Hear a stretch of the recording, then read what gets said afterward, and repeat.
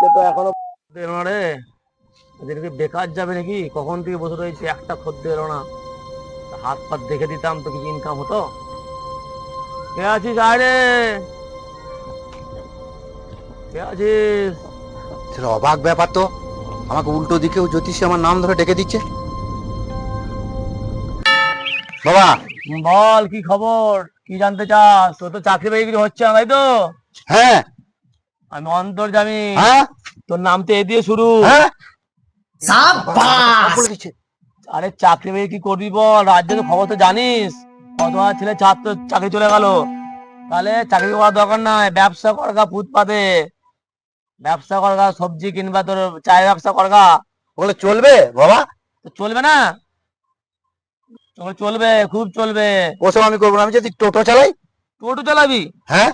টোটো খবর তুই জানিস না? কে? রাস্তা ঘর থেকে কেউ একজন বেরোয়, পেছনে 10টা টোটো লেগে যায়, তুই জানিস না? তোর কি বলবো, তোকে আর কিছু বলার নাই। তুই এক কাজ করতে পারিস, চপ শিল্প আছে না, চপ শিল্প করগা, চপও অনেক ইনকাম হয়। চপ মুড়ি বিক্রি করগা। যা যা, যা বলো সেটা তুই মাথায় রেখে কাজ করগা। যা, হয় যেদিনে বলো সেদিনের মধ্যে এখানে একটা করগা। যা। জ্যোতিষী তো স্বয়ং ভগবান বাবা। ঠিক আছে বাবা বলতো, যা, কিন্তু আমার এনটিভিটা দিয়ে যা। আমিও তো বেকার, আমার তো এটাই তো কাজ। আমার চলবে কি? তুই বেকার থাকলে আমাকে কেউ চলবে? আমাকে কিছু দিতে হবে। তাহলে আমি কাজ করে পয়সা হলে তারপরে দেবো। আসছি বাবা। বাবা সকালে বলেটাই আমার খারাপ করে দিল। কাজ করে দেবে, কাজ পাবে ওরা? দিনকাল যা পড়েছে।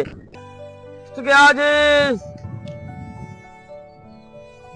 বাবা, এই তো। আমার হাতে দেখো।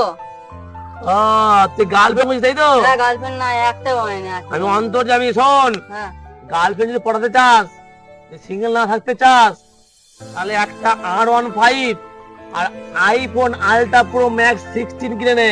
গার্লফ্রেন্ড লাইন লেগে যাবে রাস্তাতে তোর পিছনে, বুঝলি? 3 লাখ টাকা গল্প করছো। কি বলছিস মনে মনে? পকেটে 3 টাকা নেই, তুমি 3 লাখ টাকা গল্প করছো।